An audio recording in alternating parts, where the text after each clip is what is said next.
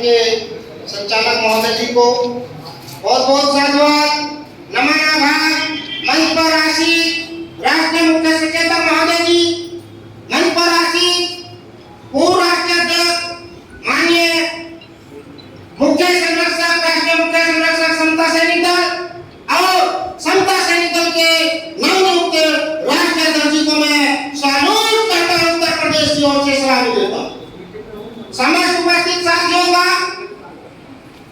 भारत के सभी राज्यों से उपस्थित कमांडर, सैनिक, सैनिकाओं का मैं उत्तर प्रदेश की ओर से पुनः एक बार फिर जोरदार तालियों के साथ आज भवन पर उपस्थित बड़ी संख्या में सैनिक, सैनिकाओं का हार्दिक स्वागत अभिनंदन करते हैं। आज समता सैनिक दल की 99वीं वर्षगांठ को मनाने जा रहे हैं।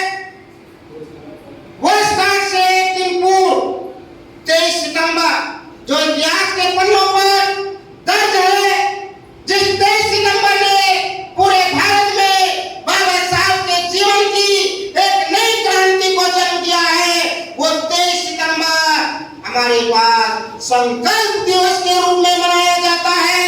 आज उस संकल्प दिवस पर हम सब भारत के लोग इकट्ठे होकर के एक संकल्प ले कि बाबा साहब डॉक्टर भीमराव अम्बेडकर जी द्वारा बनाई गई भारत की प्रथम संवैधानिक सेना समता सैनिक दल को हमें इतना मजबूत बनाना है कि आज भारतवर्ष पर हक वंचित समाज के लोगों पर जो जुल्म ज्यादती हो रही है, महिलाओं पर जो पीड़न अत्याचार हो रहे हैं, उनका मुंहतोड़ जवाब दे और वर्तमान में चल रही तमाम सत्ता सरकारें जो संविधान को बदलने की बात करती है, उनको मुंहतोड़ जवाब दे। 2024 में यह हमें करके दिखाना है, ये हर 23 सितंबर को हमें संकल्प लेना है। यदि ये संकल्प आप ले सकते हैं तो फिर सीने पर हमारे जो ये वर्दी है, जो बाबा साहब द्वारा दिया हुआ कवच है, तो इसकी शान है, वरना इसकी शान नहीं है।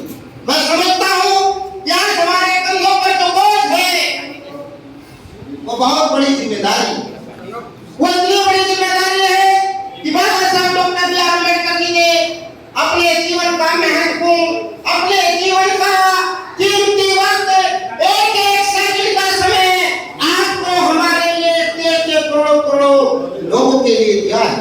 यदि आज वो कीमती समय दिया जो बाबा साहब ने दिया है भारत के संविधान के निर्माण में, आपको आजादी के निर्माण में, आपकी स्वाधीनता के निर्माण में, आपके आने वाली पीढ़ियों के निर्माण में, आज उस पर खतरा मंडरा रहा है। यदि हम वर्दी पहनकर, सैनिक बनकर केवल दिखावा ही करते हैं और बाबा साहब का जय भीम जयकारा करते हैं, तो साथ ही उससे काम चलने वाला नहीं। मैं ये संकल्पबद्ध हूँ और संकल्प लेकर आता हूँ और अपने जीवन में संकल्प अपने परिवार के साथ मैंने लिया है।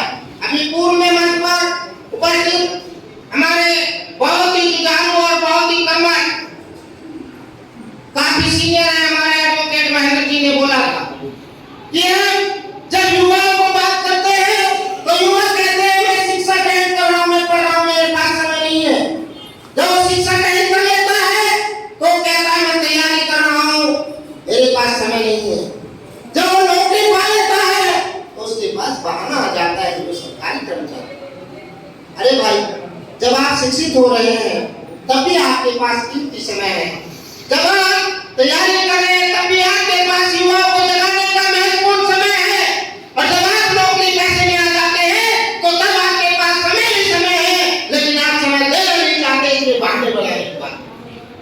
मैं समस्त उपस्थित साथियों से कहना चाहता हूँ, देश के तमाम साथियों से कहना चाहता हूँ, जो बाबा साहब की ताकत से, जो बाबा साहब के दिए हुए कार्यों से अपने बच्चों का पेट पालने का काम कर रहे हैं, वो समाज की जिम्मेदारी को निभाने का काम करे, सबसे ज्यादा काम उन्हीं को करना चाहिए। मैं एक सरकारी कर्मचारी हूँ, मैं भी गवर्नमेंट सर्वेंट हूँ, मैं भी केमिस्ट्री का लेक्चरर हूँ, मेरे ऊपर भी वो डर हो सकता है जो आप लोगों के कंधों पर, लेकिन मैं तो डरता नहीं। क्यों डरता? क्योंकि मेरे पास बाबा साहब डॉक्टर भीमराव अम्बेडकर जी का दिया हुआ संविधान है, वो संविधान की ताकत है जिसने मेरे अंदर से खोल निकाल दिया है।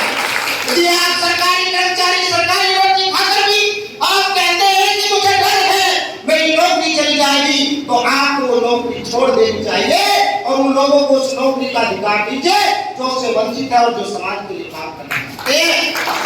आपको कोई अधिकार नहीं है सरकारी नौकरी करने का यदि आप बाबा साहब के मिशन को आगे नहीं बढ़ाते।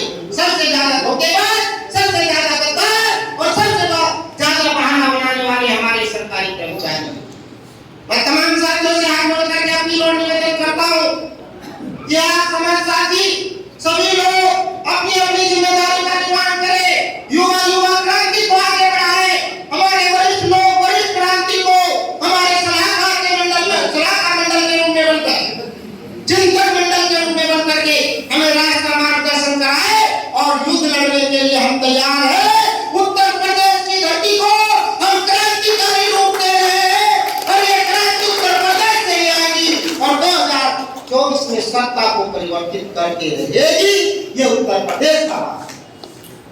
इसी के साथ मैं अपनी बात को यहाँ विराम करना चाहूंगा और मुख्य बात मैं ये कहना चाहूंगा कि आने वाला 2024 जो हमारे लिए ही नहीं इस देश के लिए, संपूर्ण भारतवर्ष के लिए बाबा साहब doctor B are Ambedkar ji के बलिदान के लिए महत्वपूर्ण समय है।